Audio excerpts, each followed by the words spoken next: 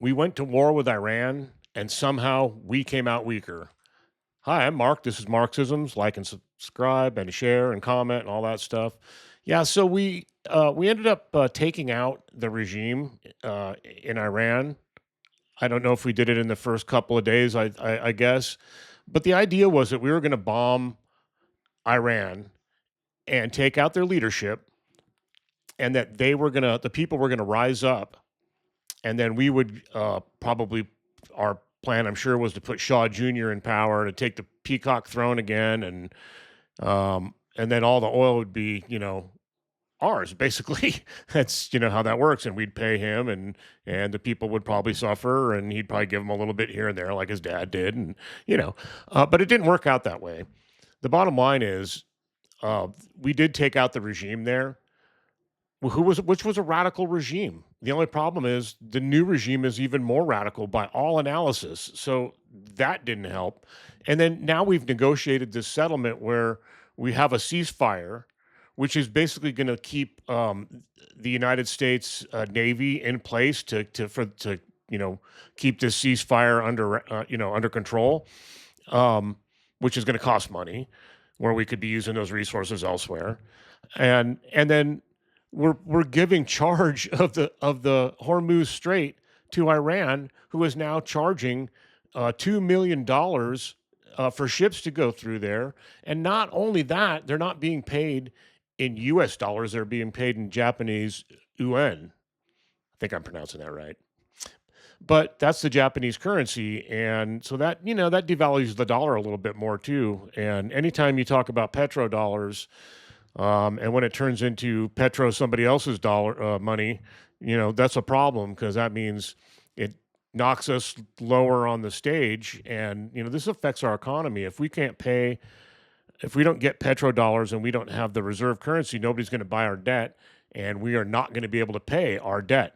And then, of course, some people talk about the Great Reset. We could have that. That would be great. I don't know if that's a thing, but I've thought about that. What would happen if the world economy collapsed? Anyway, that aside, we did not win this war. We did what we did was we took the regime out and put a more radical regime in its place. Um, Oil is going to be higher for the rest of the foreseeable future, and it may never come down, um, at least to where it was. The whole problem is that now the Strait of Hormuz is going to be bottled up for quite a while. Even if the Iranians say it's open, they're going to limit ships going through there.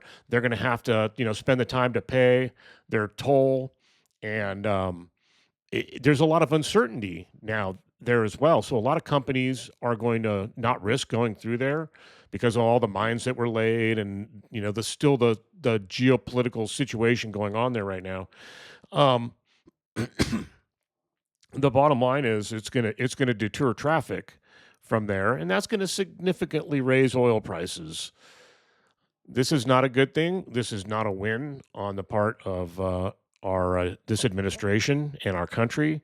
Also, we're weakened in the eyes of the world militarily because we had these goals. We didn't even come close to achieving them, and we in fact made things worse. Now there's great animosity within Iran amongst the people. We bombed their infrastructure. And so now the people that we were asking to rise up are now suffering. You think that's going to win their hearts and minds over to the United States? No, no, no. We just created more radicals. Thanks, Trump.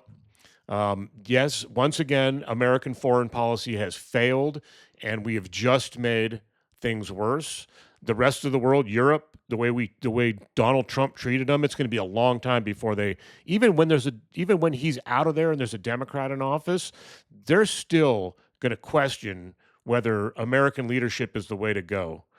Thank you very much, Donald Trump. You've weakened the United States of America. Thank you, Netanyahu. We had this terrible ceasefire, but at least it was a ceasefire. And then what did you do? You just ravaged Beirut right after the ceasefire took place and completely ruined it. It's unbelievable. These these people are crazy.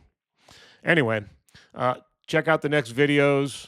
Uh, this is Marxism's piece.